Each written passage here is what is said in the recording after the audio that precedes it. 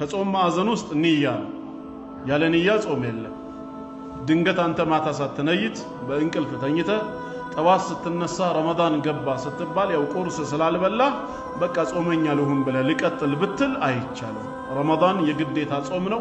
የግዴታ ጾም ደግሞ መጀመሪያ ከፈጅር በፊት ባለው በሌሊቱ ጊዜ የነገን ጾም ታሳቢ ያደረገ ንያ በልብ ማሳደር አለብህ። ያ የሚጾመው ጾም የሱና ጾም ከሆነ ግን ጾምን የሚያፈርስ ነገር አስቀድመህ ካልፈጸምክ በቀኑ ክፍለ ጊዜም ቢሆን ንያህን ማደስ ትችላለህ ነው።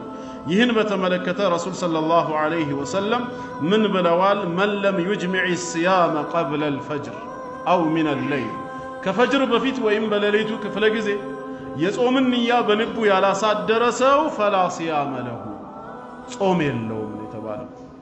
በቃ ተርቧል ማለት ነው፣ ተጠምቷል ማለት ነው። አጅር ያገኝ ዘንድ ንያ ግድ ነው። ስለዚህ አንደኛ ንያ መኖር አለበት። ንያው በአንድ ጊዜ ለወሩ ይበቃል ወይስ አይበቃም? በዑለማዎች መካከል ያለ ኺላፍ ነው።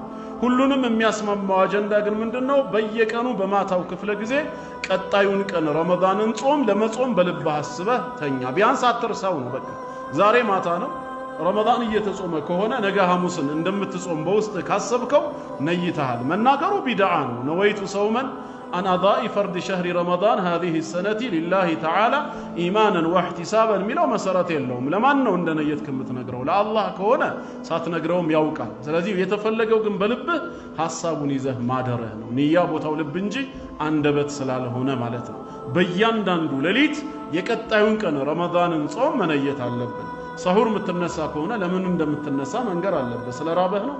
አይ አይደለም፣ ጾም ላስር ነው ብለህ ለውስጥህ ከነገርከው ነይተሃል ማለት ነው። ሐሳቡ ንያው ውስጥህ አለ።